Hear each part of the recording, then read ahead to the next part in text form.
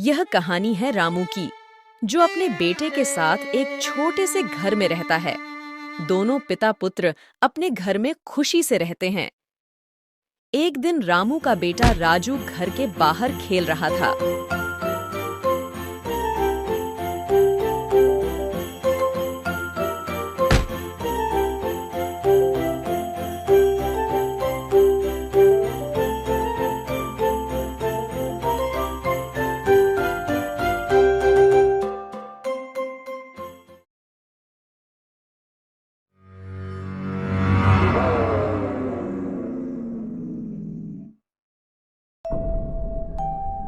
मुझे चक्कर आ रहा है, मुझे घर जाना चाहिए। मुझे क्या हो रहा है? मेरी आंखों के सामने अंधेरा छाने लगा है। खेलते खेलते अचानक राजू गिर जाता है। जिस जगह राजू खेल रहा होता है, वहाँ असल में भूतों का साया होता है। हाँ, जो भी इस जगह आएगा हम उसे नष्ट कर देंगे। राजू बेटा, कहाँ हो? ये राजू कहाँ चला गया? राजू बेटा, कहाँ हो? अब ये पता नहीं कहाँ चला गया है। अरोन, तुमने राजू को कहीं देखा है? मैंने उसे कितनी बार बोला है कि बेटा घर में ही खेला करो। ये मेरी बात माने तो फिर ना। हाँ रामू भाई, मैंने कुछ देर पहले राजू को देखा था। वह गांव के बाहर एक पुराने पेड़ के नीचे खेल रहा था। अरुण, तुम क्या कह रहे हो? तुम्हें पता है इस पेड़ पर भूत का साया है। रामू भाई, आप क्या बात कर रहे हैं भूत के साये के बारे में? मैंने आज तक वहाँ कोई भूत नहीं देखा। मुझे इसे देखने दो। अगर तुम्हें मुझ पर विश्वास नहीं है तो मत करो। राजू बेटा, राजू उठो। हे भगवान, राजू को क्या हुआ? कितनी बार मैंने उससे कहा कि घर से बाहर मत जाओ। रामू राजू को उठाकर अपने घर की तरफ जा रहा होता है तो रास्ते में गरोजी उसे मिलते हैं। रामू, राजू को क्या हुआ? गुरुजी, देखो राजू को क्या हुआ। वह उस बूढ़े पेड़ के नीचे लेटा हुआ था। रामू, तुम क्या बात कर रहे हो? क्या यह वही पेड़ नहीं है जो गांव के बाहर है? जी गुरुजी, राजू वहां खेलता हुआ चला गया। मैंने वहां जाकर देखा तो वह बेहोश पड़ा था। ये क्या हो गया?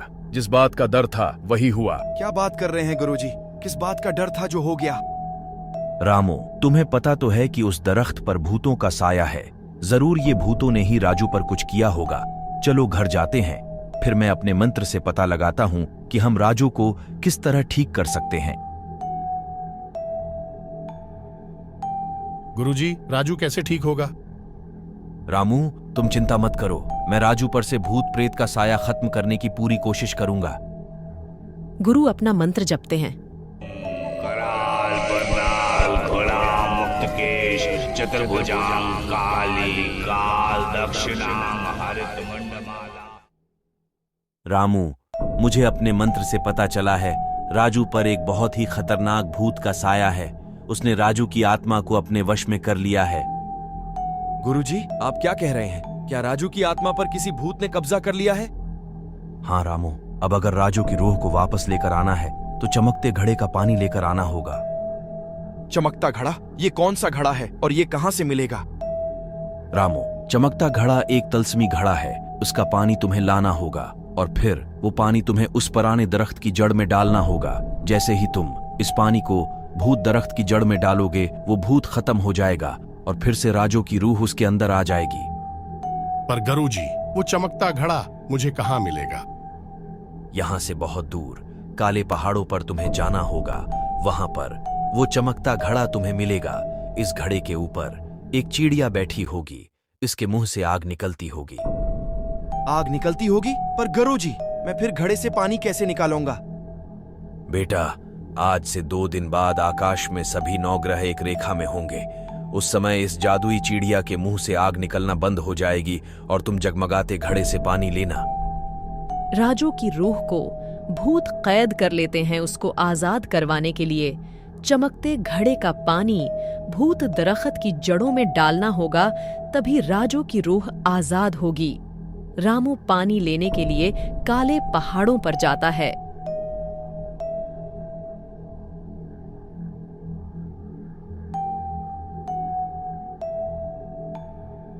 ये जगह तो बड़ी खौफनाक है। बड़ी अजीब अजीब आवाजें आ रही हैं। गुरु ने कहा था काले पहाड़ों पर चमकता घड़ा मिलेगा। अब मैं कहाँ तलाश करूं? ये कैसी गार है? चलो इसके अंदर देखता हूँ, हो सकता है उसके अंदर वो चमकता घड़ा मिल जाए।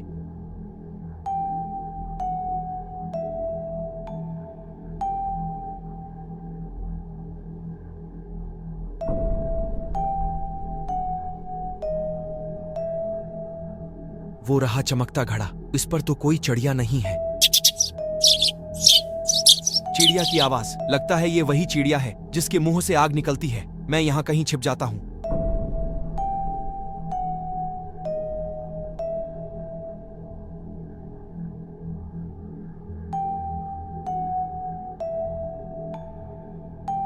भगवान, उसके मुंह से तो आग निकल रही है। अब मैं कैसे पानी लूंगा?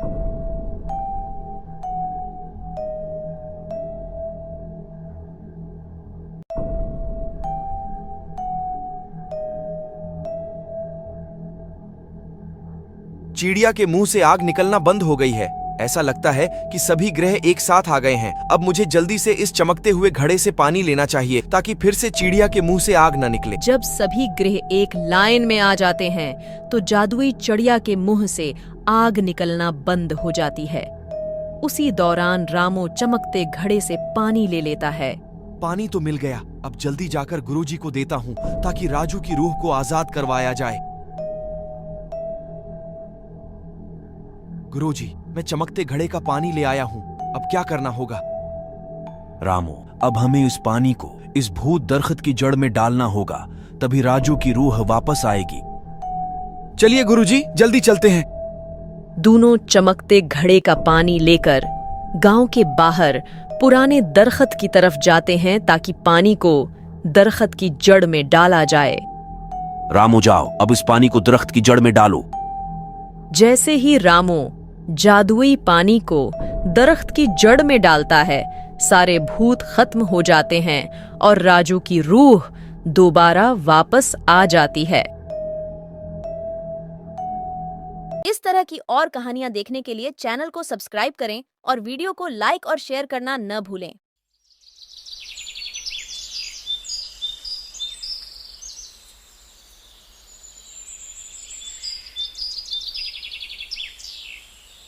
भाई मानना पड़ेगा, रामलाल जिस खीत को हाथ लगाता है वही सोना हो जाता है।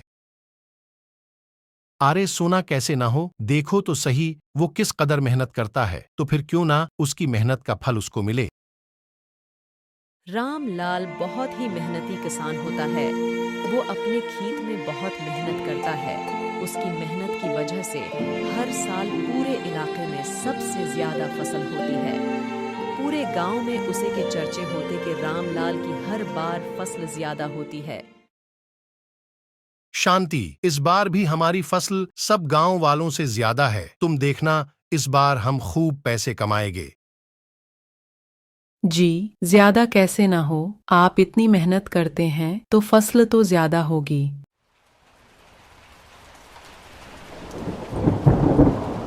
ये क्या बारिश, फसल बिल्कुल तैयार है। अगर अब बारिश हो गई तो हमारी सारी फसल खराब हो जाएगी और हम सब कंगाल हो जाएंगे।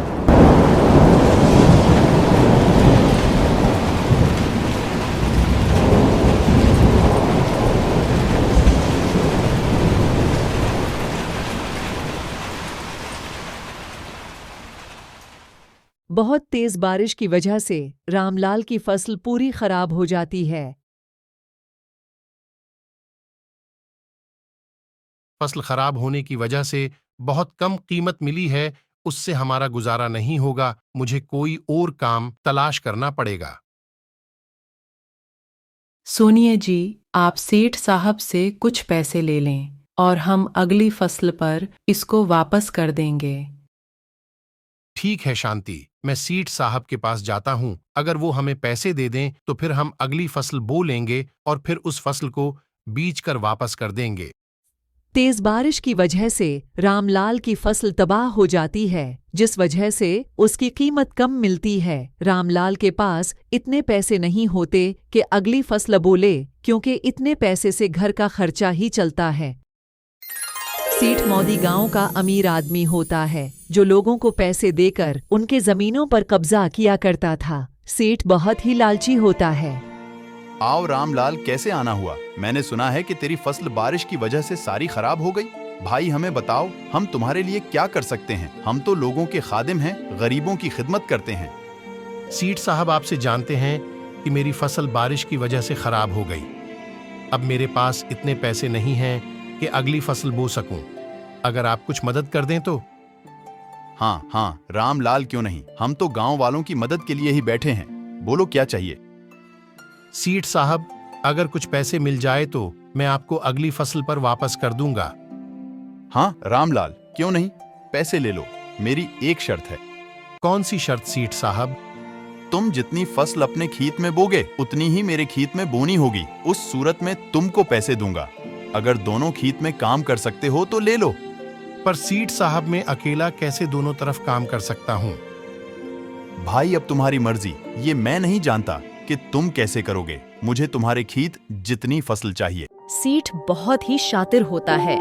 उसके जिहन में होता है कि पैसे तो मिल ही जाएंगे, पर उसके साथ साथ खेत का काम भी फ्री में हो जाएगा और मुझे कोई काम नहीं करना पड़ेगा।